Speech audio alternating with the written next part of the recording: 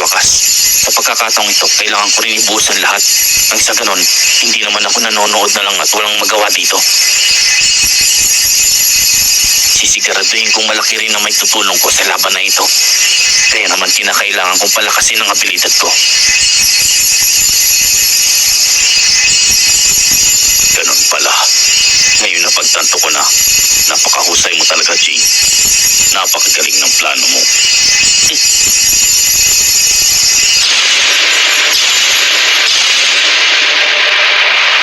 Kayo nang bahalang tumapos.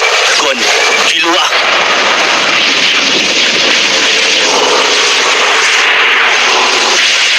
Posibleng tatalab ito dahil sa kuryente. Hindi halos makagalaw ang kubita.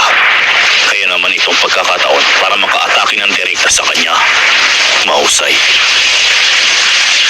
Sige, Gon, Kilua! Kayang-kaya nyo yan. Malaki ang tiwala ko na magagawa nyo. Hindi na kaya. Ito na. Ito na ang huli. Kung minamalas ka nga naman,